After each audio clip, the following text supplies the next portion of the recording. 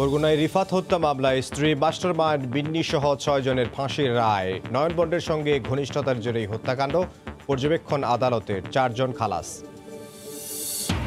বিনা অপরাধে সাজা ভোগের মামলায় জাহালমকে 15 লাখ টাকা ক্ষতিপূরণের নির্দেশ হাইকোর্টের। 1 মাসের মধ্যে দেবে ব্র্যাক ব্যাংক। সঠিক তদন্তে ব্যর্থ দুদক। পর্যবেক্ষণ আদালতের। শত শত প্রবাসীর ভিসার মেয়াদ শেষ হওয়ার পর সৌদি আরবে সপ্তাহে 20টি ফ্লাইট চালুর সিদ্ধান্ত। মধ্যপ্রাচ্যের 7 দেশের সঙ্গে বৈঠক শেষে 2 মন্ত্রী বললেন, সমস্যা রিয়াদেরই। সময় সংবাদের সঙ্গে আছে আমি ইমদাদুল হক। বরগুনায় চাঞ্চল্যকর রিফাত হত্যা মামলায় স্ত্রী আলোচিত মিন্নি সহ 6 আসামিকে মৃত্যুদণ্ডাদেশ দিয়েছেন আদালত। রায়ের পর্যবেক্ষণে আদালত বলেন, নয়নবন্ডের সঙ্গে ঘনিষ্ঠতার জেরেই রিফাতকে হত্যার পরিকল্পনা করেন মিন্নি। দোষ প্রমাণিত না হওয়ায় অপ্রাপ্তবয়স্ক অপর 4 জনকে খালাস দেওয়া হয়েছে। দুপুরে জেলা ও দায়রা জজ আদালতের বিচারক আসাদুজ্জামান এই আদেশ দেন। পরে জামিনে থাকা মিন্নি তাকে কারাগারে পাঠানো হয়। বুধবার সকাল 8টার দিকে বরগুনা আদালতে হাজির হন আলোচিত রিফাত হত্যা মামলার অন্যতম আসামি ও নিহতের স্ত্রী আয়েশা সিদ্দিকা মিন্নি। পরে কারাগার থেকে আনা হয় প্রাপ্তবয়স্ক অপর 8 আসামিকে। দুপুর 1টার দিকে শুরু হয় রায় ঘোষণা।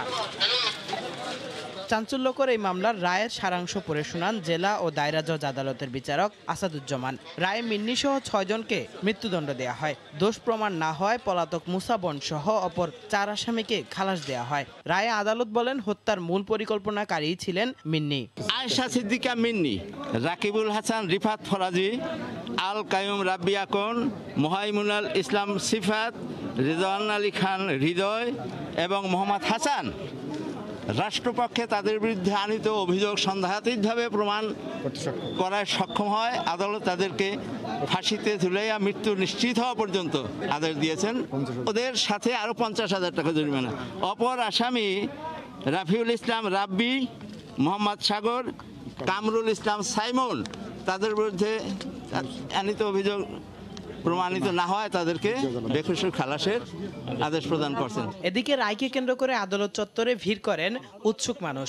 রায়ের পর সন্তোষ প্রকাশ করেন তারা। যে 6 জনের ফাঁসি হয়েছে, মানে এই জন্য এলাকাবাসী সবাই সন্তুষ্ট। আর যেন এরকম কাজ জীবনে না করে স্বপ্নদান করতেও অগ্রসর না করে, সেই ন্যায় বিচারই হয়েছে। বরগুনা আজকে একটা কলঙ্ক মুক্ত হইল। একটা ইতিহাসে এত একটা ন্যাক্কারজনক ঘটনার একটা সুষ্ঠু বিচার হয়েছে, এজন্য আমরা আজকে আনন্দিত। গত বছরের 26 জুন বরগুনা সরকারি কলেজ গেটে প্রকাশ্যে রিফাত শরীফকে কুপিয়ে হত্যা করে সন্ত্রাসী নয়নবন্ড সহ তার বাহিনী। ওই রাতেই সামাজিক যোগাযোগ মাধ্যমে ভাইরাল হয় হত্যার ভিডিও। পরদিন 27 জুন রিফাতের স্ত্রী মিন্নিকে সাক্ষী রেখে নয়ন সহ 12 জনের নাম উল্লেখ করে থানায় মামলা করেন নিহত রিফাতের বাবা দুলাল শরীফ। 2রা জুলাই রাতে বন্দুকযুদ্ধে নিহত হয় নয়নবন্ড। এরপরই হত্যাকারী নয়নবন্ডের সঙ্গে রিফাতের স্ত্রী আয়েশা সিদ্দিকা মিন্নির ঘনিষ্ঠতার ছবি ভাইরাল হলে মামলায় গ্রেফতার করা হয় তাকেও। সময় সংবাদ, বরগুনা। এদিকে মামলায় মৃত্যুদণ্ডপ্রাপ্ত সব আসামি জড়িত ছিল সরাসরি হত্যাকাণ্ডে। এর আগে পুলিশের দেয়া অভিযোগপত্রে উল্লেখ করা হয়েছিল এমনটাই। আর রিফাতের পরিবার ও রাষ্ট্রপক্ষের আইনজীবীরা শুরু থেকেই মিন্নিকে হত্যার ঘটনায় মাস্টারমাইন্ড হিসেবে দাবি করে আসছিলেন। আদালতের রায়ে তা প্রমাণিত হয়েছে বলে জানান তারা। পুলিশের দেয়া অভিযোগপত্রের 1 নম্বর অভিযুক্ত রিফাত ফরাজি বর্তমানে আলোচিত রিফাত শরীফ হত্যা মামলার মৃত্যুদণ্ডপ্রাপ্ত আসামি। রিফাত ফরাজি মূলত নয়নবন্ডের নির্দেশনায় গত বছরের 25 জুন রাতে 007 মেসেঞ্জার গ্রুপে বন্ড বাহিনীকে সংগঠিত করে। হত্যার দিন কলেজ গেটে সবাইকে নির্দেশনা দেয়া, কোপানোর জন্য দায় এনে দেয়া সহ সরাসরি কুপিয়ে হত্যায় অংশ নেয় সে। মৃত্যুদণ্ডপ্রাপ্ত রাব্বি আকন, মোহাইমিনুল ইসলাম সিফাত, টিকটক হৃদয় ও হাসান বন্ড আসে রিফাত ফরাজির ডাকে। তারা মূলত নিহত রিফাত শরীফকে টেনে হিঁচড়ে কলেজ থেকে বের করে আনে। পরবর্তীতে নয়নবন্ড ও রিফাত ফরাজিকে কোপাতে সহায়তা করতে নিহত রিফাতকে ধরে রাখে এবং মারধর করে। হত্যা পরিকল্পনা ও হত্যার দিন সরাসরি জড়িত থাকার অভিযোগ প্রমাণিত হওয়ায় নিহত রিফাতের স্ত্রী আয়েশা সিদ্দিকা মিন্নুকেও দেয়া হয়েছে মৃত্যুদণ্ড।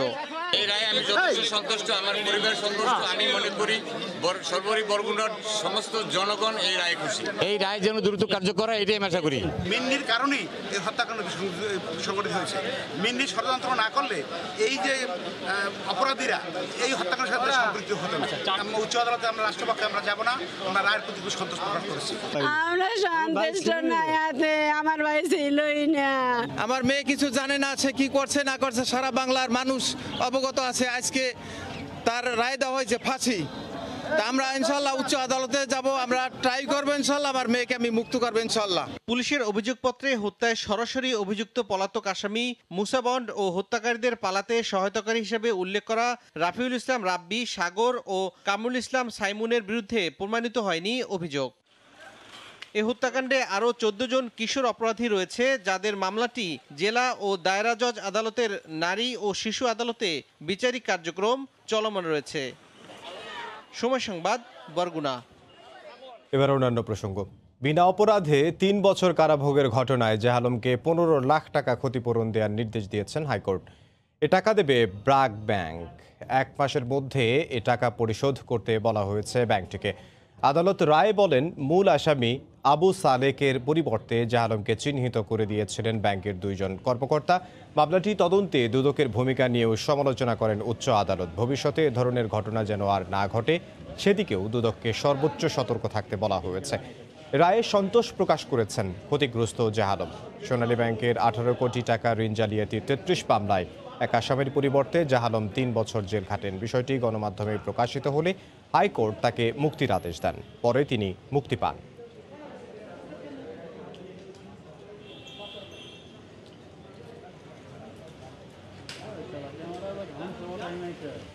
শত শত সৌদি প্রবাসীর ভিসার মেয়াদ শেষ হয়ে যাচ্ছে আজ। স্বয়ংক্রিয়ভাবে মেয়াদ না বাড়ায় অনিশ্চিত তাদের ভবিষ্যৎ। আকাবার মেয়াদ নিয়েও রয়েছে জটিলতা। এদিকে আজও 300 টিকিট বিক্রি করেছে সাউদিয়া এয়ারলাইন্স, যদিও বহু প্রবাসী টোকেনের জন্য আজও ভিড় করেন। অনিশ্চয়তার ছাপ চোখে মুখে। 1 সপ্তাহ আগে নাটোর থেকে টিকিটের আশায় রাজধানীর কাউরান বাজার এসেছেন মোহাম্মদ আলী। 20 বছরের প্রবাস জীবনে এতটা অনিশ্চয়তায় কখনই পড়েননি তিনি। অনেক মানুষ জমি জমা বেচা লেন ফেন করে বিদেশ গেছে, যাওয়ার পরে আপনার আজকে আটকা লইছে, না যাইতে পারলে এরা কি গতি হইব। সৌদি প্রবাসীদের এমন বহু গল্প এখন সাউদি এয়ারলাইন্সের সামনে। কপালে চিন্তার ভাঁজ, শেষ পর্যন্ত কি যাওয়া হবে? কারণ বেশিরভাগ প্রবাসীদের ভিসার মেয়াদ শেষ হচ্ছে 30 সেপ্টেম্বর। এখন যদি সরকার না বাড়ায় অনিশ্চিত সবার জন্য, যাদের ভিসা এক্সপায়ার হয়ে গেছে। সরকার আগে 3 মাসে বাড়াই দিল, শেষ হই 30 তারিখ শেষ। আমাদের ভিসার মেয়াদ নাই, তারা কি যাইতে পারবো না পারতো না, তারা এটা জিনিসটা খবরে বইলে দিলি চলে। সরকারের ঘোষণা অনুযায়ী 20 দিন ভিসার মেয়াদ বাড়ানো হয়েছে, তবে প্রবাসীদের ছুটির মেয়াদ বাড়ানো নির্ভর করছে কফিলদের উপর। প্রবাসীরা বলছেন, ছুটি বাড়াতে এই মুহূর্তে সরকারের হস্তক্ষেপের বিকল্প নেই। তাদের নাকি আকামা শেষ হয়ে গেছে, ছুটি শেষ হয়ে গেছে। বাংলাদেশ সরকারের আবেদন সৌদি সরকারের সাথে এই করে ছুটি বাড়ানোর জন্য অটোমেটিক। এখানে আসলে বলো কফিল থেকে সব কিছু আকামা ভিসা সব কিছু রেডি করে কাগজপত্র লয়ে আসো, তো আমরা এগুলো কফিলের ফোন করে কফিল রিসিভ করে না সব কিছু। মঙ্গলবার 300 টোকেনধারীর টিকিট দেওয়া হয়েছে, বাকিদের পর্যায়ক্রমে টিকিট দেবে সাউদি এয়ারলাইন্স। তবে প্রবাসীরা দাবি করছেন, যাদের মেয়াদ শেষ হয়ে যাচ্ছে তাদের আগে টিকিট দেওয়ার। 10 তারিখের জন্য সরকার আমার ব্যবস্থা করে, আমি কিভাবে টিকিট পাইতে পারি? আমার মতো অনেক লোক আছে। সৌদি এয়ারলাইন্স আর বাংলাদেশ বিমান আসে নাই, আউট বিমানও আসছে, কিন্তু ওদের বিষয়টা তো কেউ দেখতেছে না। করোনার পর সৌদিতে ফ্লাইট চালু হলে ফিরতি টিকিট ও ভিসা নিয়ে জটিলতায় পড়ে সৌদি প্রবাসীরা, যা সমাধানে গত 8 দিনের বেশি সময় ধরে আন্দোলন করছে সৌদি প্রবাসীরা। সাদাত রহমতুল্লাহ, সময় সংবাদ, ঢাকা। এখন থেকে সৌদি আরবে সপ্তাহে 20টি করে ফ্লাইট পরিচালনা করা হবে। করোনার কারণে আটকে পড়া প্রবাসীদের সমস্যা নিরসনে মধ্যপ্রাচ্যের বিভিন্ন দেশের কূটনীতিকদের সঙ্গে বৈঠক করে এই সিদ্ধান্ত জানান পররাষ্ট্রমন্ত্রী। এ সময় প্রবাসী কল্যাণ মন্ত্রী জানান যে সব কফিলরা বাংলাদেশি শ্রমিকদের নতুন নিয়োগপত্র দিচ্ছেন না, তাদের ব্যাপারে বিকল্প উপায় খোঁজা হচ্ছে। করোনার কারণে দেশে এসে আটকে পড়া সৌদি প্রবাসীরা গেল কয়েকদিন ধরেই রাজপথে।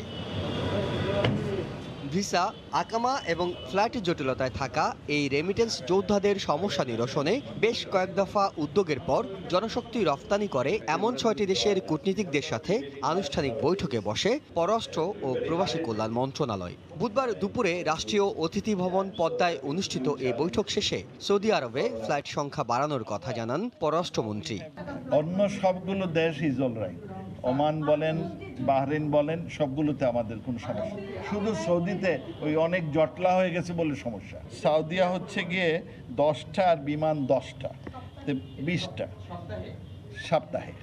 এখন পর্যন্ত 53 জন সৌদি প্রবাসীকে তাদের কফিলরা নিয়োগপত্র দেননি জানিয়ে প্রবাসী কল্যাণমন্ত্রী জানান সমাধানের বিকল্প উপায় খোঁজা হচ্ছে।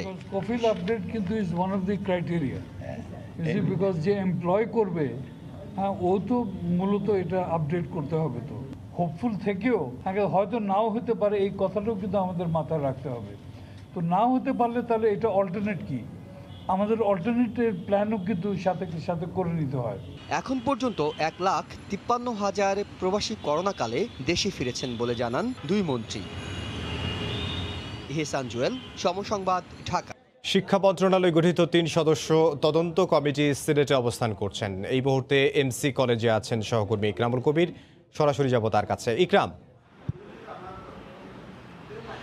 ধন্যবাদ ইমদাদ। সিলেট এমসি কলেজের যেই গণধর্ষণের ঘটনা ঘটেছে ছাত্রাবাসের চত্বরে 7 নম্বর ব্লকের সামনে গাড়িতে যেই গণধর্ষণের ঘটনা ঘটেছে, সেই গণধর্ষণের ঘটনা তদন্তে শিক্ষা মন্ত্রণালয় থেকে একটি তদন্ত কমিটি এখন সিলেটে অবস্থান করছে। গতকালকে এবং আজকে বিভিন্ন জায়গায় তারা পরিদর্শন করেছে। বিশেষ করে যেই জায়গায় ঘটনাটি ঘটেছে সেই ঘটনাস্থল এবং কলেজের ছাত্রাবাসের যারা স্টাফ আছে, 4র্থ শ্রেণীর কর্মচারী রয়েছে, তারা তাদের সাথে কথা বলেছেন এবং কলেজ কর্তৃপক্ষের সাথে কথা বলেছেন। আজকে তারা ভিকটিমের সাথে কথা বলেছেন, নির্যাতিতা নারীর সাথে কথা বলেছেন, তার স্বামীর সাথে কথা বলেছেন, যে দুজন গাড়িতে ছিলেন প্রত্যক্ষদর্শীদের সাথে কথা বলেছেন, আদালত প্রাঙ্গণে গিয়েছিলেন। এই শিক্ষা মন্ত্রণালয়ে যে তদন্ত কমিটি এসছে সেই তদন্ত কমিটির প্রধান হচ্ছে কি পরিচালক কলেজ ও প্রশাসন শাহিদুল কবির চৌধুরী, তার নেতৃত্বে 3 সদস্যের একটি কমিটি বর্তমানে সিলেটে রয়েছে এবং তারা 3 দিনের মধ্যে প্রাথমিক রিপোর্ট প্রদান করবেন এবং 7 দিনের মধ্যে চূড়ান্ত রিপোর্ট প্রদান করবেন। তারা যেই সমস্ত বিষয়গুলি তাদের নোটের মধ্যে রেখেছেন বা তদন্তের করছেন সেটা হচ্ছে গিয়ে প্রশাসনের কোনো গাফিলতি ছিল কিনা। 18 তারিখ থেকে 18 মার্চ থেকে সমস্ত কলেজ এবং আবাসিক হলগুলো বন্ধ রয়েছে, কিন্তু এমসি কলেজের আবাসিক হলগুলো খোলা ছিল। এই বিষয়টিও তদন্তের মধ্যে রাখবে এবং সেই তদন্তের কালীন সময়ে এই ধর্ষণের সময় সেই আবাসিক যেই এলাকা আছে সেই আবাসিক এলাকার কারো কোনো গাফিলতি আছে কিনা, সেখানে যারা নিরাপত্তা রক্ষী আছে কিনা তাদের গাফিলতি আছে কিনা, কলেজের অধ্যক্ষ সহ যারা আছেন এবং সুপারিনটেন্ডেন্ট আছেন যারা, তাদের সবার এই বিষয়গুলো তদন্ত করবেন এবং ভিকটিমের সাথে আজকে কথা বলেছেন এবং ভিকটিমের সাথে কথা বলে কিছু সময়ের মধ্যেই আমাদের আমরা বসে আছি এই সাংবাদিকদের সাথে ব্রিফিং করবে এবং তাদের এই ব্রিফিং থেকে আমরা বুঝতে পারবো যে আজকে এই 2 দিনে এই তদন্ত কমিটি কী পেলেন। মোটামুটি তখনই আমরা সময় সংবাদের দর্শকদের কাছে জানিয়ে দিতে পারবো।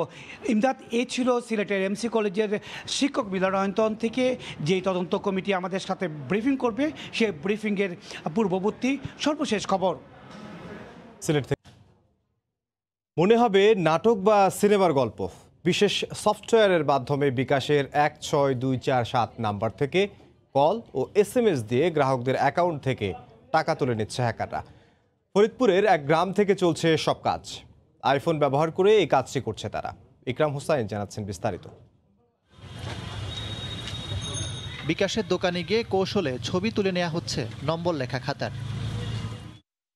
হোয়াটসঅ্যাপে সেই ছবি পাঠিয়ে দেওয়া হয় ফরিদপুরের মধুখালীর ডোমাইন গ্রামে থাকা হ্যাকারদের কাছে। ছবির নম্বর দেখে হ্যাকারদের একজন বিকাশ এজেন্ট সেজে গ্রাহককে কল দেয়। আসসালামু আলাইকুম ভাই, যে বিকাশের দোকানদার বলছিলাম, টাকা দেওয়া হয়েছিল, পাইছিলেন সকালের দিকে? মানে এখানে আমি আবার কমপ্লেন দিয়েছিলাম, তো যার কারণে একটু অফিস থেকে ফোন দিলে একটু কথা বলেন। এবার মূল কাজ। বিশেষ একটি অ্যাপের মাধ্যমে বিকাশ কল সেন্টারের 16247 নম্বরের আগে প্লাস কিংবা 0 যুক্ত করে গ্রাহককে কল দেয় হ্যাকাররা। বিকাশ নম্বর থেকে গ্রাহকের কাছে ওটিপি বা ওয়ান টাইম পাসওয়ার্ড পাসওয়ার্ড পাঠিয়ে জানতে চায়। বলে দিলেই অ্যাকাউন্টের নিয়ন্ত্রণ চলে যায় হ্যাকারদের হাতে। কৌশল খাটিয়ে বের করে নেওয়া হয় পিন নাম্বারও। আসসালামু আলাইকুম, বিকাশ অফিস থেকে কাস্টমার ম্যানেজার জাহিদ হাসান কথা বলছি। স্যার, আপনি কি ভালো আছেন? এজেন্ট দোকানদার আমাদের অফিসে একটা অভিযোগ, একটা কমপ্লেন দিয়েছে স্যার। আপনার এখানে ওটিপি কমপ্লেন নাম্বার 6 ডিজিটের নাম্বার স্যার। আর 6 ডিজিটের নাম্বারটা দ্রুতভাবে এখানে লেখা আছে, 30 সেকেন্ডের ভিতরে আপনাকে নাম্বারটা বলতে হবে স্যার। কাস্টমার ম্যানেজার ইব্রাহিম কথা বলছিলাম বিকাশ কল সেন্টার থেকে, ঢাকা মহাখালী প্রাগন হাউস থেকে। স্যার, আপনি কি ভালো আছেন? যে পিন নাম্বারটা ব্যবহার করতেন স্যার, এটাকে আপনি 4 সংখ্যা ব্যবহার করতেন নাকি 5 সংখ্যা ব্যবহার করতেন? জি স্যার, থ্যাংক ইউ, অসংখ্য ধন্যবাদ স্যার বলার জন্য। এরপর সব টাকা ক্যাশ আউট করে নেয় হ্যাকারদের সহযোগীরা। বিকাশ প্রতারকদের এই ফাঁদে পা দিচ্ছেন বহু মানুষ। তারা বলছেন হুবহু বিকাশ নম্বর থেকে কল ও মেসেজ আসায় অবিশ্বাসের কোনো সুযোগে ছিল না। একজন প্রতারক যদি আমার কাছে কোনো মেসেজ পাঠায় এবং এই ফোল্ডারেই যদি এটা স্টোর হয়, বিকাশ ফোল্ডারেই, তাহলে আমি কি করে বুঝবো যে এটা বিকাশের লোক নাকি প্রতারক? কিভাবে এমন অভিনব কৌশল বের করলো হ্যাকাররা? তারা আইফোনটা ইউজ করতেছে বর্তমানে। ভিকটিমের কাছ থেকে তাদের ওটিপি পাসওয়ার্ডটা জেনে তারা ম্যানুয়ালি তাদের অ্যাপসে সেই ওটিপি পাসওয়ার্ডটা তারা নিজেরা ফিল আপ করে দেয়। অ্যান্ড্রয়েড সিস্টেমে স্বয়ংক্রিয়ভাবে ফিল আপ হয়ে যায়। তো এই পার্থক্যের কারণে তারা আপনার এই আইফোনটা ইউজ করতেছে। পুলিশ বলছে এই ধরনের প্রতারণায় দায় এড়াতে পারে না বিকাশ কর্তৃপক্ষ। এখনো পর্যন্ত ব্যাঙের ছাতার মতো ছোট ছোট টং দোকানে বিকাশের লেনদেন হতে থাকে, যেই জায়গাগুলোতে কোনো সিসি ক্যামেরা নাই, ক্যাশ ইন ক্যাশ আউট হতে যাচ্ছে, যেখানে কোনো ফিঙ্গার ইমপ্রেশন নেয়ার কোনো বিষয় নাই। অভিনব এই প্রতারক চক্রের 9 সদস্যকে গ্রেফতার করেছে গোয়েন্দা পুলিশ। ইকরাম হোসাইন, সময় সংবাদ, ঢাকা। চলতি বছরের এইচএসসি পরীক্ষার পরিকল্পনা ও তারিখ আগামী সোম বা মঙ্গলবার সুনির্দিষ্টভাবে জানানো হবে বলে জানিয়েছেন শিক্ষামন্ত্রী ডাক্তার দীপু মনি। দুপুরে শিক্ষা বিষয়ক সাংবাদিকদের আয়োজনে এক অনলাইন মিটিংয়ে একথা জানান তিনি। তবে পরীক্ষা অনুষ্ঠিত হওয়ার আগে শিক্ষার্থীদের অবশ্যই 4 সপ্তাহ সময় দেওয়া হবে। এইচএসসি পরীক্ষা নেবার আমাদের সকল প্রস্তুতি, সবকিছু আমাদের 16 আনা আছে। দ্রুততম সময়ের মধ্যে মিনিমাম কতগুলো সাবজেক্ট নিয়ে এবং মিনিমাম কত নম্বরের পরীক্ষা নিয়ে আমরা এই পরীক্ষা কাজটি সম্পন্ন করতে পারি। এবং সেক্ষেত্রে আমাদের হয়তো কিছু কিছু বিষয়ের বেলায় আমাদের হয়তো বা আমরা আপনাদের জেএসসি, এসএসসি সেগুলোর নম্বরকেও আমরা মূল্যায়নের মধ্যে নিয়ে আসতে পারি। আগামী সপ্তাহের সোম মঙ্গলবারের মধ্যে আমরা এই বিষয়টি সুনির্দিষ্টভাবে আমাদের পরিপূর্ণ পরিকল্পনা একেবারে তারিখ সহ আমরা আপনাদের সামনে ঘোষণা করতে পারবো। সময় সংবাদে আরো থাকছে। You are president screwing things up. You were a senator, and You're by the way, worst you were a president America has ever had. Come on. প্রথম নির্বাচনী বিতর্ক গড়ালো কাদা ছোঁড়াছুড়িতে। ট্রাম্পকে জঘন্যতম মার্কিন প্রেসিডেন্ট আখ্যা, বাইডেনকে মাস্ক নিয়ে কটাক্ষ।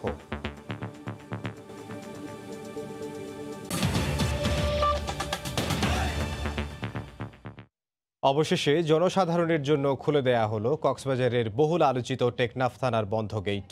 প্রদীপ কাণ্ডের রেশ ঘোচাতে কক্সবাজারে পুলিশের যে শুদ্ধি মিশন শুরু হয়েছে তারই অংশ হিসেবে সকালে গেট খুলে দেন চট্টগ্রাম রেঞ্জের ডিআইজি আনোয়ার হোসেন।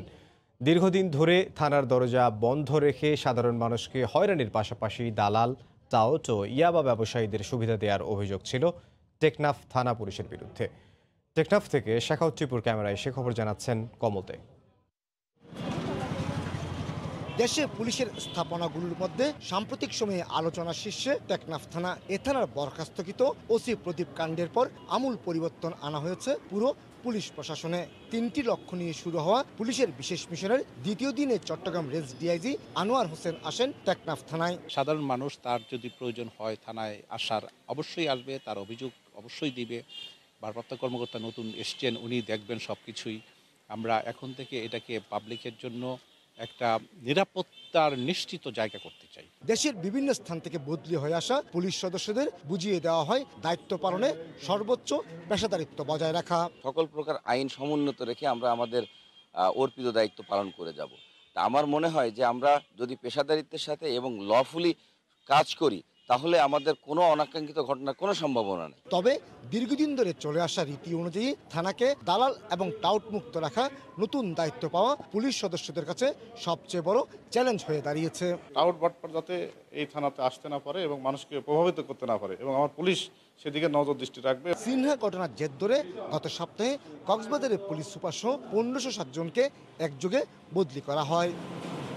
ঊর্ধ্বতন পুলিশ কর্মকর্তারা বলছেন এই ফটক খুলে দিয়ে যেমন সাধারণ বিচারপ্রাপ্তি মানুষদের অবাধে থানা যাওয়ার সুযোগ করে দেওয়া হয়েছে, ঠিক তেমনি নির্দেশনা দেওয়া হয়েছে টাউট বাটপার সহ প্রভাবিত করতে পারে এমন কোনো ব্যক্তি যেন থানায় প্রবেশ করতে না পারে। কক্সবাজারের টেকনাফ থেকে কমল দে, সময় সংবাদ। সাতক্ষীরার আশাশুনির আরুলিয়া ইউনিয়নের চেয়ারম্যানের বিরুদ্ধে দুর্নীতির মাধ্যমে সরকারি বিভিন্ন প্রকল্পের কোটি কোটি টাকা হাতিয়ে নেবার অভিযোগ উঠেছে। এমন অভিযোগ করেছেন ওই ইউনিয়নের কয়েকজন ইউপি সদস্য ও এলাকাবাসী। ইউনিয়ন পরিষদের অধীনে কাবিটা, কাবিখা, এলজিএসপি ও এডিপি সহ বিভিন্ন কাজের অনিয়মের সত্যতাও মিলেছে।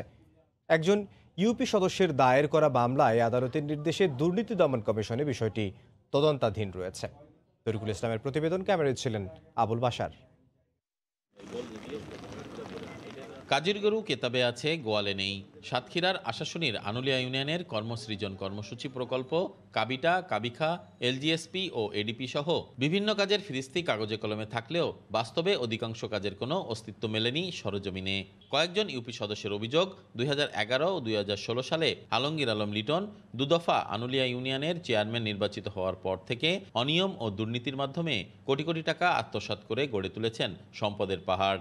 এক্ষেত্রে তিনি সদস্যদের স্বাক্ষর জাল, নিজের মতো করে ভুয়া সদস্য সাজিয়ে বিভিন্ন প্রকল্প দেখিয়ে অর্থ আত্মসাৎ করেছেন। এলাকায় গড়ে তুলেছেন সন্ত্রাসী বাহিনী। ফলে তার দুর্নীতি ও অনিয়মের বিরুদ্ধে কেউ মুখ খুলতে সাহস পায় না। কয়েক কোটি টাকা ব্যয় করে সাতক্ষীরা শহরে নির্মাণ করেছেন বিলাসবহুল বাড়ি। আংশিক প্রকল্প নামমাত্র আমাদের নামে দিয়েছেন, উনি গোপনে, আমরা জানি না।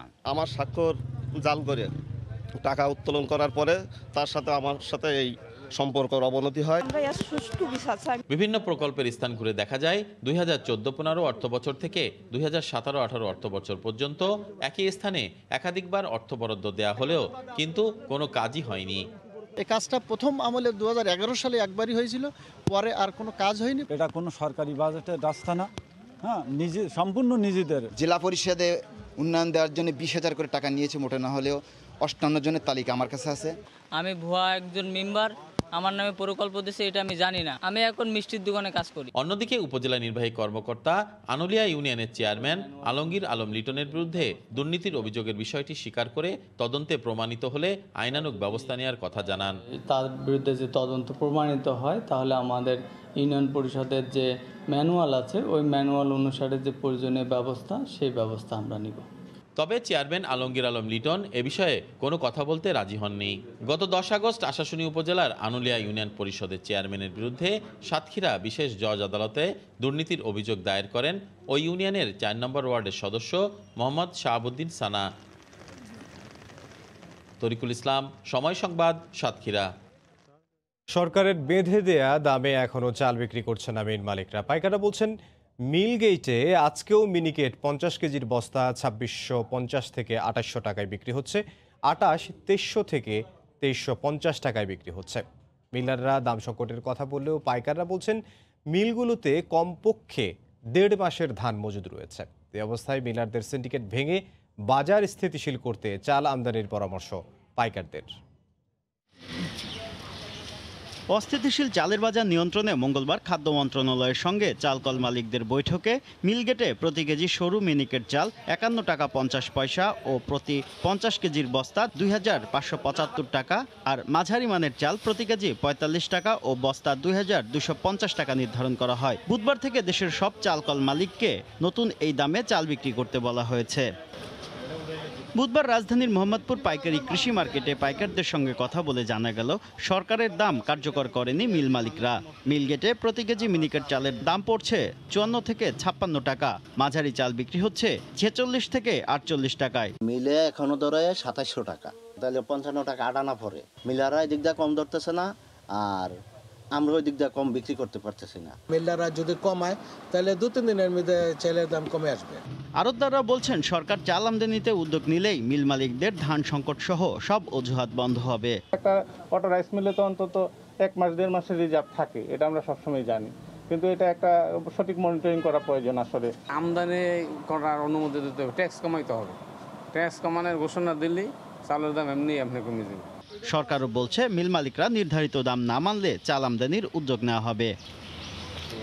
শুভ খান, সময় সংবাদ। প্রাকৃতিক সৌন্দর্য দেখতে পর্যটক আসতে শুরু করেছেন রাঙামাটিতে। হ্রদ, পাহাড় ও ঝর্ণার অপূর্ব মিতালিতে প্রকৃতির রানী এ জায়গাটি। এসব মায়াবী সৌন্দর্য দেখতে প্রতি বছরই জেলায় বাড়ছে পর্যটকের আনাগোনা। রাঙামাটি থেকে হেফাজত সবুজের তথ্য, ছবিতে রিপোর্ট। ঝর্ণাধারার মতোই অসীম সৌন্দর্য উপকরণে প্রকৃতি অপরূপ সাজে সাজিয়েছে রাঙামাটিকে। শুধু প্রাকৃতিক উপকরণই নয়, ১৯৬০ সালে তৈরি হওয়া কাপ্তাই হ্রদও আকর্ষণের কেন্দ্রবিন্দু হয়ে গেছে। স্বাভাবিক পরিস্থিতিতে প্রকৃতির রূপ দেখতে প্রতি বছর দেশি বিদেশি মিলিয়ে কমপক্ষে ৫ লাখ দর্শনার্থী আসেন। পানি আর পাহাড়ের সংমিশ্রণটা এত সুন্দর যে এটা রাঙামাটিতে না আসলে একদমই বোঝাই যাবে না। এনভায়রনমেন্টটা এতটুকুই টেনেছে যে আমরা সুদূর প্রায় 350-400 কিলোমিটার দূর থেকে ফ্যামিলি সহ এখানে ঘুরতে আসছি। ভার্চুয়াল জগতে যা দেখেছিলাম তার থেকে টোটালি ডিফারেন্ট। বাংলাদেশে এত সুন্দর আগে তো কখনো দেখিনি, এই প্রথম আসলাম। রাঙামাটি প্রকৃতির কন্যা, প্রকৃতি আপন সাজে সেজে আছে। আঁকাবাঁকা পথ থেকে ঝুলন্ত সেতু, লোকালয় কিংবা বিস্তীর্ণ পাহাড়ি সবুজ, পরতে পরতে ছড়িয়ে থাকা অপার সৌন্দর্য সব বয়সী মানুষকে কাছে টানে। তাই করোনা ভীতিকে উপেক্ষা করে লোকজনের আনাগোনা বাড়ছে। বৃষ্টি, ঝর্ণায় পানি, সুবলং। এখন আমাদের প্রকৃতিটা স্বয়ংসম্পূর্ণ। সব হোটেল মোটেলগুলো খুলে গেছে, পর্যটন কেন্দ্রগুলো খোলা। বিগত বছরের তুলনায় 40% টুরিস্ট আসছে। তবে আসার বিষয় হচ্ছে আসা শুরু করেছে। বিভিন্ন ঋতুতে ভিন্ন ভিন্ন আমেজে প্রকৃতি যেন নিজেকে সাজায়। এখন শরতের রূপ লাবণ্য দেখতে আমন্ত্রণ জানান কর্তৃপক্ষ। আমরা গত মাস থেকে ভালো ব্যবসা করতে সক্ষম হয়েছি। আশা করতেছি যে এই মৌসুমে প্রচুর টুরিস্ট আসবে। অন্যান্য সময়ের চেয়ে যে একটা আলাদা একটা বৈচিত্র্য নিয়ে আসছে সেটা উপভোগ করতে পারবে। প্রতিদিন হাজারো পর্যটকের মনে স্বস্তির আভা ছড়িয়ে যে সূর্য অস্তাচলে ডুব দেয়, পরের সকালে সে যেন ফিরে আসে আরও বেশি শোভা নিয়ে। সময় সংবাদ, রাঙামাটি। সবকিছু ঠিক থাকলে 2021 সাল থেকে চালু হবে ঢাকা নিউ ইয়র্ক ফ্লাইট। বিষয়টি আনুষ্ঠানিকভাবে শুরু করতে বুধবার দেশটির সাথে চূড়ান্ত চুক্তি সই করেছে বাংলাদেশ। সচিবালয়ে বেসামরিক বিমান পরিবহন ও পর্যটন মন্ত্রণালয়ে এই চুক্তি স্বাক্ষর অনুষ্ঠানের পর সংশ্লিষ্টরা বলছেন, এর ফলে দেশটির সাথে দ্বিপক্ষীয় বাণিজ্যিক সম্পৃক্ততা আরও বাড়বে। 2006 সাল থেকে কার্যত বন্ধ হয়ে যায় বিমান বাংলাদেশ এয়ারলাইন্সের নিউ ইয়র্কগামী ফ্লাইটগুলো। এরপর থেকে ঢাকা নিউ ইয়র্কে চলাচল করত না জাতীয় পতাকাবাহী বিমান সংস্থাটির কোনো বিমান। বিমান চলাচলের বাধা কাটাতে 2013 সালে যুক্তরাষ্ট্রের সঙ্গে এই সংক্রান্ত চুক্তি অনুস্বাক্ষর করে বাংলাদেশ। তারই ভিত্তিতে দেশটিতে বিমানের কোনো ফ্লাইট পরিচালনা করতে হলে নিরাপত্তা ব্যবস্থাপনা সহ বিভিন্ন ইস্যুতে হযরত শাহজালাল আন্তর্জাতিক বিমানবন্দরকে ক্যাটাগরি 1-এ উন্নীত করার তাগিদ দেয় আমেরিকার ফেডারেল এভিয়েশন অ্যাডমিনিস্ট্রেশন। অবশেষে সব প্রতিবন্ধকতা পেছনে ফেলে নিউ ইয়র্কের আকাশে বাংলাদেশ বিমানের ফ্লাইট পরিচালনার পথ আরও সম্প্রসারিত হলো। বুধবার সচিবালয়ের যুক্তরাষ্ট্রের সাথে এয়ার ট্রান্সপোর্ট এগ্রিমেন্ট সই করেছে বাংলাদেশ। মন্ত্রণালয়ের সচিব ও ঢাকায় নিযুক্ত মার্কিন রাষ্ট্রদূত এতে সই করেন। ক্যাটাগরি 1-এর যে যোগ্যতা আছে সেটা কিন্তু বাংলাদেশ অর্জন করেছে। এখন দরকার হলো ইউএস এর আনুষ্ঠানিক স্বীকৃতি। এই জন্য আসলে আমরা অপেক্ষা করছি। ইউএস থেকে এটা অডিটটা হয়ে গেলেই, তারা দেখে গেলে তারা স্যাটিসফাইড হয়ে যাবে। তখন আমরা আশা করছি যে বাংলাদেশ সহজেই ইউএসএ ফ্লাইট পরিচালনা করতে পারবে। আমরা আশা করছি আগামী 2021 সালের মধ্যে বাংলাদেশ থেকে ইউএসএ বিমান চলাচল করা সম্ভব হবে। প্রতিমন্ত্রী বলছেন, দুদেশের মধ্যে পারস্পরিক সম্পর্ক উন্নয়নের অনন্য নিদর্শন এই চুক্তি। পারমিশনটা নিতে গেলে আমাদের যে এয়ারপোর্ট, এটা গ্রেড 1 দেখাতে হবে। আমরা গ্রেড 1 দেখানোর ক্ষেত্রে যত ধরনের প্রস্তুতি দরকার সমস্ত প্রস্তুতি কিন্তু আমাদের আছে। বাংলাদেশকে এভিয়েশন হাব এবং পর্যটন গন্তব্যে পরিণত করতে ঢাকা নিউ ইয়র্ক ফ্লাইট বড় ভূমিকা রাখবে বলেও জানায় বেসামরিক বিমান পরিবহন ও পর্যটন মন্ত্রণালয়। দেবাশিস রায়, সময় সংবাদ, ঢাকা।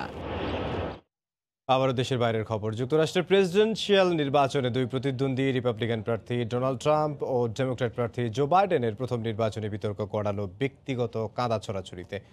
ওহাইও অঙ্গরাজ্যের ক্লিভল্যান্ডে হওয়া বিতর্কে ট্রাম্পকে রাশিয়ার পোষা কুকুর ও জঘন্যতম প্রেসিডেন্ট আখ্যা দেন বাইডেন, আর বাইডেনকে মাস্ক নিয়ে কটাক্ষ করেন ট্রাম্প। এই বিতর্ককে স্মরণকালীন নিকৃষ্টতম বিতর্ক হিসেবে চিহ্নিত করেছেন বিশ্লেষকরা। বিতর্কের পর সিএনএনের করা জরিপে 32% এগিয়ে বাইডেন। ওহাইওর ক্লিভল্যান্ড থেকে বিস্তারিত জানাচ্ছেন হাসানুজ্জামান সাকি। করোনা ভাইরাসের কারণে বিধিনিষেধ থাকায় বিতর্ক মঞ্চে উঠে হাত মেলাননি ট্রাম্প ও বাইডেন। বিতর্কের শুরুটা হয় সুপ্রিম কোর্টে বিচারক নিয়োগের ইস্যু নিয়ে। শুরু থেকেই একে অন্যের প্রতি অভিযোগ করার পাশাপাশি পরস্পরকে কথা বলতে বাধা দেওয়ার ঘটনা ছিল পুরো বিতর্ক জুড়ে। কখনো কখনো সঞ্চালকের সাথেও তর্কে জড়িয়েছেন ট্রাম্প। একে একে স্বাস্থ্যসেবা, করোনা মহামারী ও অর্থনীতি নিয়ে নিজেদের অবস্থান তুলে ধরেন ট্রাম্প ও বাইডেন। বিতর্কে উঠে আসে চলমান বর্ণ বৈষম্য, আইন শৃঙ্খলা পরিস্থিতি, জলবায়ু পরিবর্তন, ডাকযোগে ভোটের প্রসঙ্গ। দুই প্রার্থী বিতর্কে অসৌজন্যমূলক শব্দ ব্যবহার করেছেন একাধিকবার। ট্রাম্প বাইডেনকে স্টুপিড এবং শাট আপ বলেছেন, আর ট্রাম্পকে জোকার বলে ডেকেছেন Biden. Because you weren't president screwing things up. You were a senator. You're the worst president America has ever had. Come on. প্রথম বিতর্ককে সাদামাটা, আকর্ষণহীন ও নিকৃষ্ট বিতর্ক বলে উল্লেখ করেছেন বিশ্লেষকরা। সিএনএন এর জরিপে বিতর্কে জয়ী হয়েছেন ডেমোক্র্যাট প্রার্থী জো বাইডেন, যদিও ট্রাম্পের সমর্থকরা এ জরিপ মানতে রাজি নন। I'm very happy with President Trump. আর আমি খুবই আশাবাদী তাকে নিয়ে for 2020 election. বিতর্কের পুরো সময়টা প্রেসিডেন্ট ট্রাম্পকে গম্ভীর দেখালেও বাইডেন ছিলেন হাস্যোজ্জ্বল। ফক্স টিভির সাংবাদিক ক্রিস ওয়ালেস বিতর্ক অনুষ্ঠান সঞ্চালনা করেন। পরবর্তী প্রেসিডেন্সিয়াল বিতর্ক অনুষ্ঠিত হবে ফ্লোরিডার মায়ামিতে 15 অক্টোবর। যুক্তরাষ্ট্রের নির্বাচনে বিতর্ক একটি অন্যতম অনুষঙ্গ। এই বিতর্কের মধ্য দিয়ে প্রার্থীর যোগ্যতা, জ্ঞান, মেধা, প্রজ্ঞা এবং সহনশীলতা সম্পর্কে একটি সম্যক ধারণা পায় ভোটাররা। আর এই প্রথম প্রেসিডেন্সিয়াল বিতর্ককে কেন্দ্র করে ক্লিভল্যান্ড শহরে যেন কোনো রকম অপ্রীতিকর ঘটনা না ঘটে, এজন্য কড়া নিরাপত্তা ব্যবস্থা নেওয়া হয়। হাসানুজ্জামান সাকি, সময় সংবাদ, ক্লিভল্যান্ড, ওহাইও।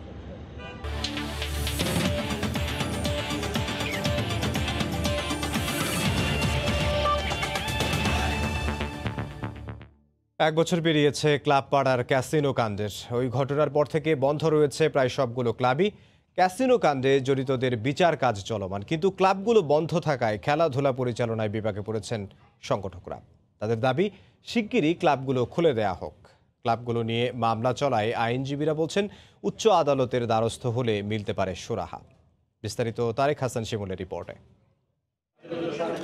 এক বছর আগে কেঁচু খুঁড়তে সাপের মতো বেরিয়ে আসে খেলাধুলার ক্লাবের আড়ালে অবৈধ ক্যাসিনো পরিচালনা। স্থানীয়ভাবে ক্ষমতার অপব্যবহার করে ক্লাবগুলো দখলে নেয় রাজনৈতিক সংগঠনের নেতারা। সংগঠকদের দাবি খুলে দেয়া হোক ক্লাবগুলো। কিছু অপশক্তির কাছে ক্লাব বাধ্য হয়েছিল সেদিন এই একটা অংশকে তাদের হাতে সমর্পণ করতে, এবং এটা পরিচালনা, এদের লাভ লোকসান সব 100% তাদের ছিল। আমার অফিসে বা প্রেসিডেন্ট সাহেব, যে প্রেসিডেন্ট সাহেব আছেন ওনার অফিসে, বা ইভেন আমরা দলবদল করছি গতবার আমাদের কোচের বাড়িতে। প্রত্যেকটা ক্লাবে আমাদের কিছু স্থাপনা আছে যেগুলোর রেন্ট আমরা কাউন্ট করতে পারি।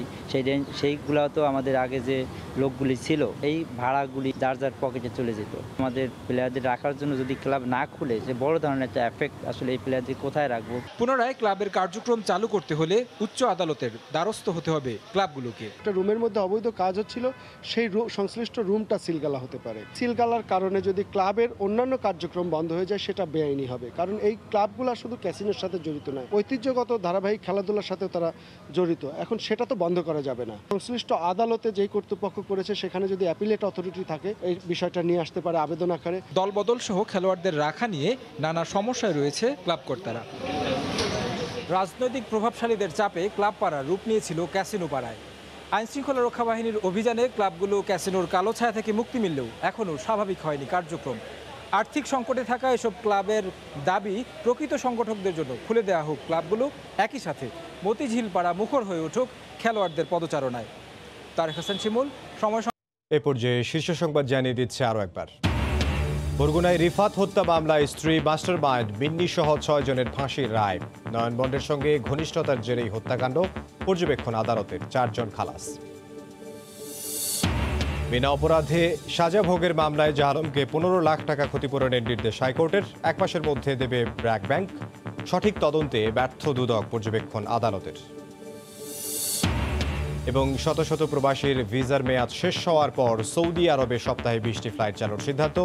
মধ্যপ্রাচ্যের 7 দেশের সঙ্গে বৈঠক শেষে 2 মন্ত্রী বললেন সমস্যা রিয়াদেরই। এই ছিল এখনকার মতো, সঙ্গে থাকুন সময়।